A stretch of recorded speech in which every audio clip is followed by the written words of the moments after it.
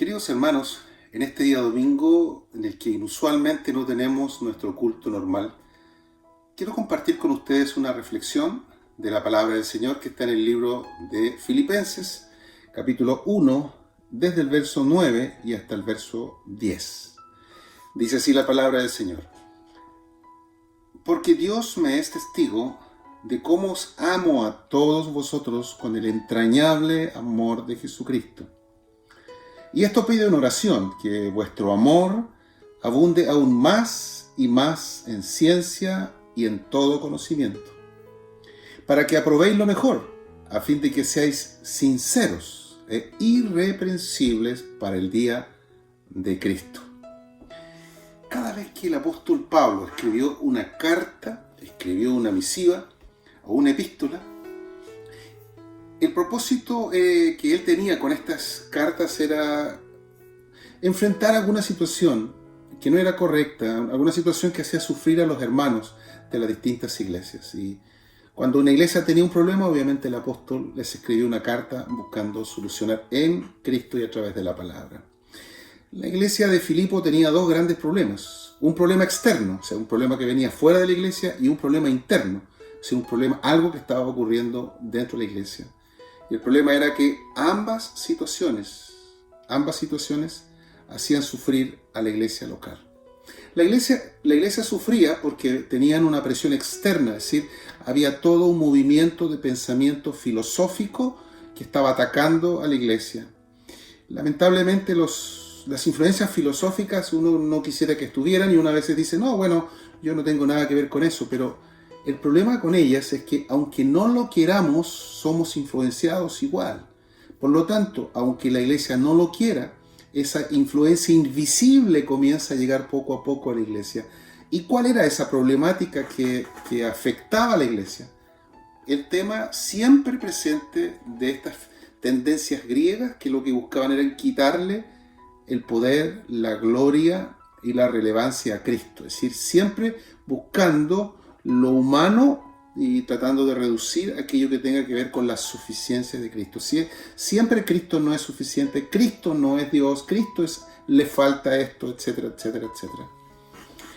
Y el segundo problema que tenía la iglesia era un problema de conflicto. Habían dos hermanas que habían sido muy importantes, habían sido líderes realmente relevantes dentro de la organización de la iglesia. Es más, dentro del avance del Evangelio de Cristo habían sido tan importantes que el apóstol Pablo llega a decir: ellas fueron colaboradoras conmigo, pero incansables en la extensión del Evangelio de Cristo. Entonces, tanto las presiones que venían desde fuera de la iglesia causaban angustia, porque siempre estas ideas filosóficas entran soterradamente, pero dentro de la iglesia empiezan a provocar situaciones que hacen sufrir a los hermanos. Aún más cuando los hermanos ven que dos importantes hermanas, gente que estuvo a cargo de cosas relevantes, liderazgos importantes, colaboradoras del apóstol, del gran apóstol, ahora estaban teniendo discusiones y peleas que estaban afectando a la iglesia. Y mira lo que dice el apóstol aquí: porque Dios me es testigo de cómo los amo, por eso les está escribiendo, a todos ustedes con el entrañable amor de Jesucristo. Y esto pido en oración, es decir, estoy orando por ustedes para que el amor de ustedes abunde, crezca más y más. Y la pregunta es: ¿cómo es que el amor de los hermanos de la iglesia va a aumentar? Y aquí el apóstol dice cómo.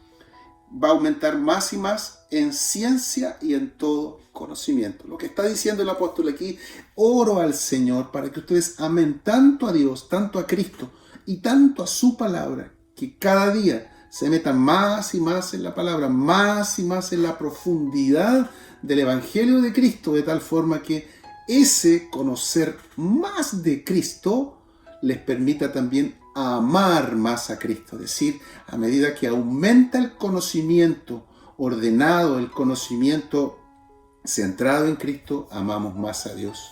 Y mira lo que dice: este mayor conocimiento de la palabra que lleva a amar más aquello que es de Cristo y no las cosas que vienen de afuera, no las cosas que nos perturban de afuera, y nos permiten también rechazar las cosas que nos perturban desde adentro, dice, para que aprueben lo mejor, a fin de que ustedes sean sinceros e irreprensibles para el día de Cristo, para que aprueben lo mejor. El conocimiento de la palabra les va a llevar a amar más al Señor, y el amar más al Señor les va también a enseñar a que ustedes decidan lo que a Él le conviene y no a lo que a ustedes les conviene. Ustedes van a aprender a elegir, a escoger, a seleccionar aquello que a Él le agrada, aquello que es lo mejor desde la perspectiva de Dios.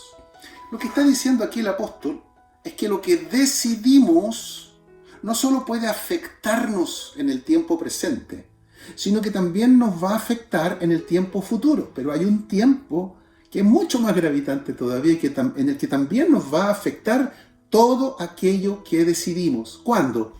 Cuando el Señor Jesucristo regrese por su iglesia. Por eso dice, yo quiero que ustedes decidan, aprueban lo mejor, escojan lo mejor, porque ustedes van a tener que rendir cuentas delante del Señor. Entonces, si ustedes aprueban lo mejor, si escogen y seleccionan lo mejor, ustedes se van a presentar de forma sincera delante de Cristo y el Señor no los va a reprender el día en que Él regrese para rescatarlos, transformarlos y llevarlos a su eternidad. Queridos, hoy estamos viviendo una presión externa. Hoy estamos viviendo una presión compleja, peligrosísima de forma externa. Y hoy mismo tendremos que ir a las urnas, a los lugares de votación, para elegir. Pero la Biblia dice aquí que cuando tú tienes un conocimiento que te permite aumentar el amor por Dios, entonces tú aprendes a escoger lo que es mejor desde la perspectiva de Dios. Y cuando hay conflictos internamente, lo que te enseña a conocer más la palabra y amar más al Señor es a no tomar partido con los conflictos. Eso es escoger lo mejor. Si Evodia y Sinti, que eran las hermanas de Filipo, estaban ahí agarrándose, ¿no es cierto?, en conflicto, un poco lo que está diciendo aquí el apóstol Pablo. Si ustedes conocen más de Cristo, más de su palabra, más de su evangelio, ustedes van a aprender a escoger lo mejor. Y lo mejor no es tomar partido con una o con otra, porque eso lamentablemente lleva a posiciones partidistas dentro de la iglesia, es decir, estar a favor de unos o a favor de otros, y eso provoca división dentro del cuerpo de Cristo. Nosotros ya lo hemos vivido y ha sido triste.